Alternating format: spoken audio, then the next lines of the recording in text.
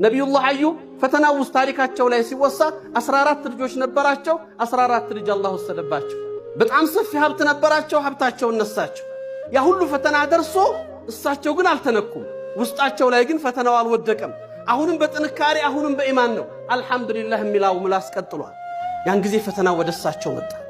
ፈተናው እሳቸው ላይ ሲመጣ እጃቸው ታሰረ፣ አካላቸው ዛለ፣ ሰውነታቸው በሽታ ተወረረ፣ መሬት ላይ ወደቁ፣ መነሳት የማይችሉበት ደረጃ ደረሱ።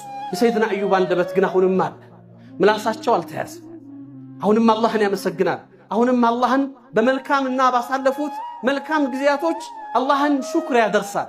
ነቢዩላህ አዩብ ላይ የደረሰው ፈተና መገለጽ ከሚችለው ነው የተፍሲር ምሁራኖች እንደሚገልጹት። የሚበሉት አጥተው ሚስታቸው ነበረች ሰው ቤት ተቀጥራ ሰራተኛ ሆና የምታበላቸው ነብይ ምን አንቢያኢላህ። መጨረሻ ላይ በሽታው ከሰው ተላልፎ በማህበረሰብ ውስጥ ወረርሽኝ ይሆናል ተብሎ ስለተሰጋ የበሽታው ክብደት ማሳያ ስለሆነ ምንድነው ያሏት ሴትዮዋን፣ ከዚህ በኋላ ማንም አንቺ ቀጥሮ ማሰራት አይችልም፣ በሽታው ይተላለፍብናል ብለው ነበር ከስራ ያቆሟት።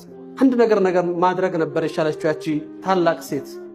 በወቅቱ እንግዲህ ለፀጉር ትልቅ ግምት ከሚሰጥበት ማህበረሰብ ውስጥ ነበር የወጣችውና በጣም የሚያምር ውብ ፀጉር ነበራት። ፀጉሯን ልጫ ወይም ደግሞ ላጭታ ሸጠችው። ለነቢዩላህ አዩብ ስታበላቸው ይህ የመጨረሻ ምግብ ነው አለቻቸው። እኔ ማድረግ የምችለው የነበረችን ፀጉር ሽጫለሁ፣ ከዚህ በላይ ሰው የማያሰራኝ ምንም አላደርግም፣ ጌታህን ለምና ያለቻቸው። አዩብ አለይሂ ሰላም የመለሱት መልስ ነው የሚገርመው። እንዴት አድርጌ አላህ ልለምነው አሉ።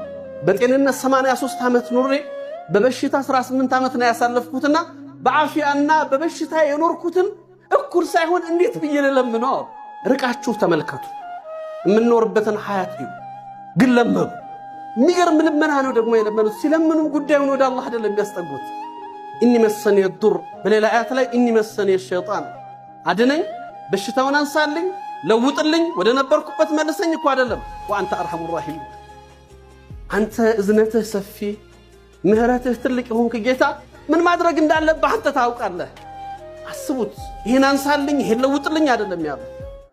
ሱብሃንአላህ፣ መድኃኒቱ ከሰማይ አልወረደም፣ ከሩቅ አልመጣም። ኻሊቅ አልከውን እድሩብ ብርጅልክ፣ የተኙበት መሬት ላይ ያለውን በእግራቸው እንዲመቱት ነው ያዘዘው። እዛው ባለው ውሃ እንዲታጠቡ ነው አላህ ሱብሓነሁ ወተዓላ ያደረገው።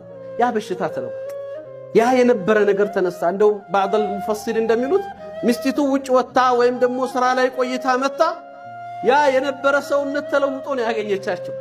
ከዛስ ምን አለ አላህ ሱብሓነሁ ወተዓላ? ለወጠው ነገሩን። መቀየር እኮ ብቻ አይደለም፣ ፈወጀድናሁ ሳቢረን ኒዕመል ዐብድ ባለና አላህ ሱብሓነሁ ወተዓላ ሰይድና አዩብ ለነበራቸው ሶብር ዋጋ እጥፍ ድርብ ተደረገ። 14 ልጅ የነበረ ወደ 28 ተተካ። የጠፋው ሀብት በሚሊዮኖቹ ነው እንዲመጣ ተደረገ። ለምን? የትዕግስት ተምሳሌት ሆኖ አዩብ አለይሂ ሰላም